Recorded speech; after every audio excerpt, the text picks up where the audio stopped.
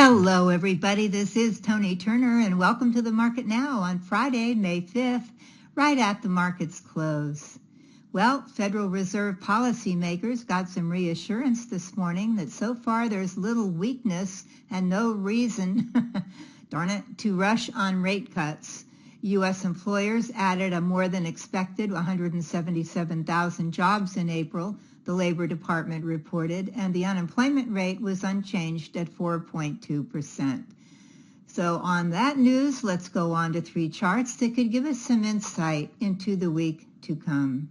First of all, as we always do, we're going to look at a daily chart of the S&P 500 SPDR, symbol SPY. Of course, this is the ETF that closely follows our benchmark S&P 500 index. Now today, as you can see here on this little candle, the SPY closed at $566.76. That's about 56.67 on the S&P 500 itself.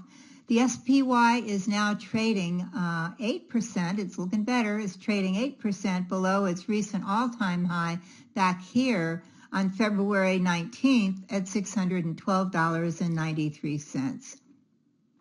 The SPY is finally, as you can see here, it is finally trading back above the green line, its 50-day moving average, coming in at $556.70, so that's a good thing. It's also back above its 20-day moving average, the red line, which is coming in at $535.04. We'll just call that 535.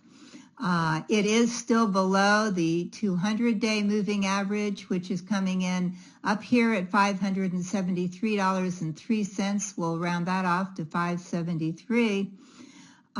So with this in mind, looking at the all-time closing high back here in February that we just mentioned at $612.93, looking at the recent price action, we do know that the SPY rolled over in late February, right after that all-time closing high. The SPY rolled over and fell down to its March 13th low down here at $549.68. Then it rallied back up to the black line, the 200-day moving average, and tried to hold at 560, but it couldn't. Look, it had one little tiny green candle over that 200-day. That 200-day can be brutal, can be brutal resistance when it can be. So at any rate, the SPY could not get back above that 200-day for any length of time, fell back down, and then dropped dramatically. And of course, this was the tariff news for sure. Dropped down to its April 7th. Everybody fell on April 7th. Dropped down to the April 7th low at $481.80. Then it bounced on April 9th right here up to 400 right here. It bounced up here to 400 and to a high of $548.62. Then pulled back here to 508. So it made this thing. This pullback, then rallied to where we are now at $566.76. We talked last week about a possible, not very well, it is beautiful, it goes up, kind of a disorganized cup with a handle. It is trying today to break above these highs here. What I want to see, of course, is it get above the 200-day moving average. But anyway, potential resistance here is the 200-day moving average. As you can see, it was before. These moving averages can get pretty tough. But hey, if the good news keeps up, maybe it can move above that. It's certainly more bullish than it was. So we have potential resistance here at the 200-day moving average, again at 573.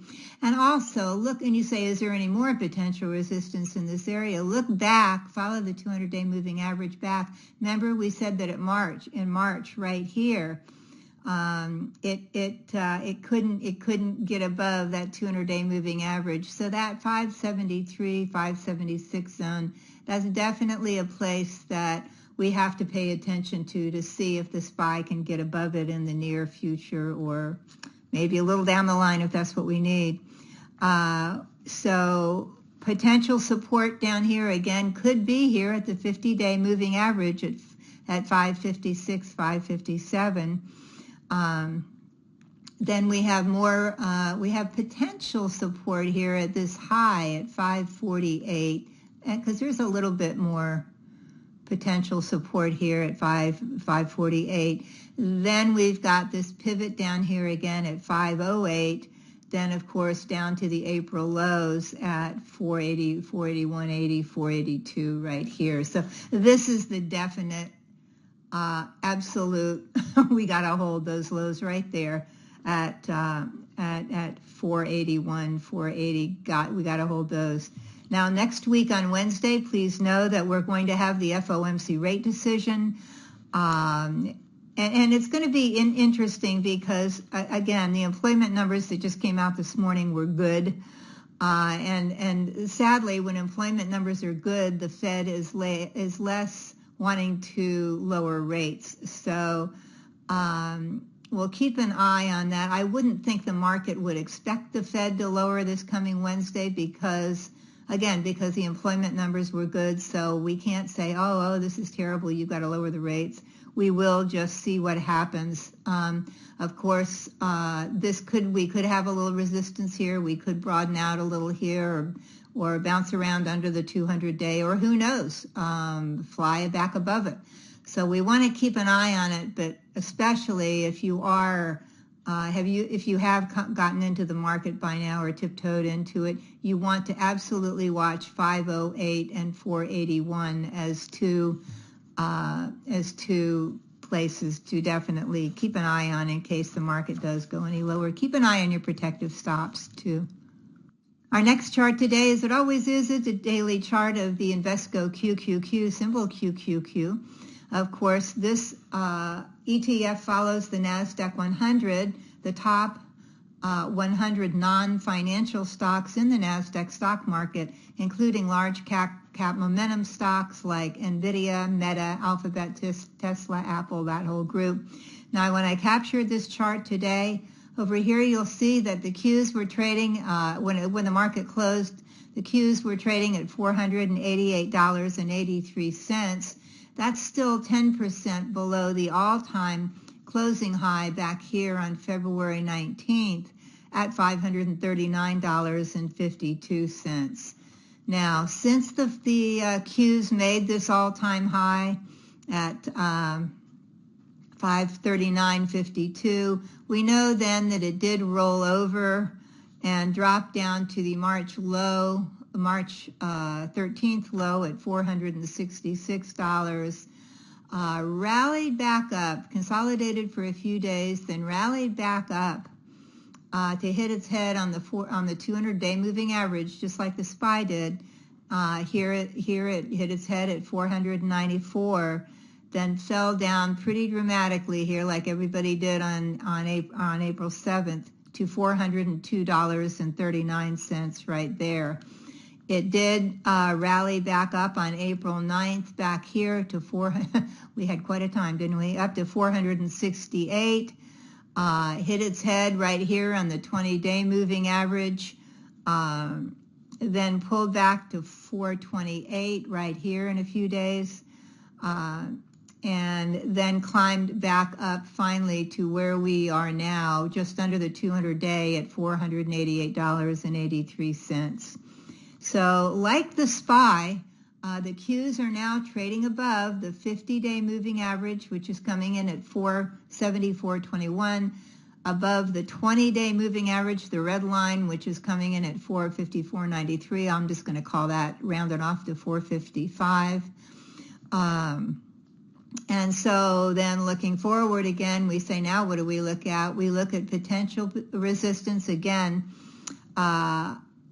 from the 200-day moving average at 491. We've got to look at that. And if we look left here, we see the same thing happened, just that happened on the SPYs. In March, price came up, tried to get over the 200-day and couldn't. So when you have price resistance as well as moving average resistance, it can be a little tougher to cope with, but who knows?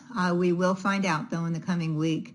So We have nearby support, of course, again at the 50-day moving average at 474. Then we have this high right here. Next level down, it comes in at 468. So that's potential support in there. We've got this pivot low at 428. Hopefully we don't go back down to that. And of course our April low here at 402 and change, 402.39. So again, we have to watch these two lows, and hopefully we don't have to watch them too closely. Most of the mega momentum earnings are in. So again, we just talked about the FOMC announcement next Wednesday. That definitely can move the market all one way or the other. Again, we don't think the Fed plans to lower rates this month. We will find out this coming Wednesday. Our last chart today is a daily chart of the iShares Medical Equipment ETF, the IHI. We've traded this before. I'm looking at it, AI is involved in medical equipment. Technology, of course, is involved in medical equipment, so you get some of that in here. The IHI has 49 holdings. Top holdings include Abbott Labs, Intuitive Surgical, Boston Scientific, Edwards Life Sciences.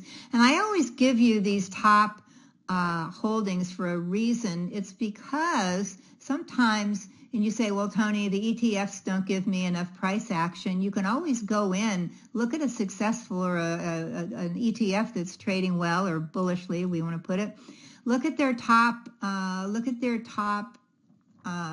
or 5 holdings and put those individual charts up and see if there's anything there that if you want to get a little more going on, that using our 20-day, 50-day, and 200-day, if you like, see if there's anything going on there that looks, more exciting, more like something you want to trade. Or sometimes you can buy the top or the most attractive to use stock in an ETF and then buy shares to kind of calm the whole thing down, to kind of take a little bit of the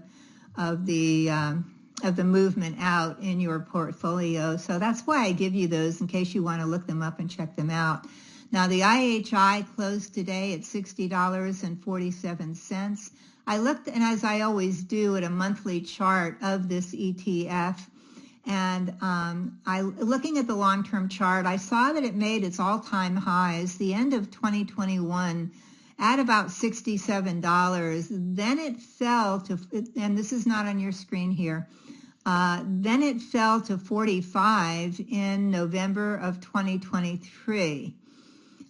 So now we're looking at today's chart. Today's chart, you can see that the IHI, the end of last year and starting into this year, it consolidated the end of 2024, and then in 2025 it starts moving up pretty dramatically here.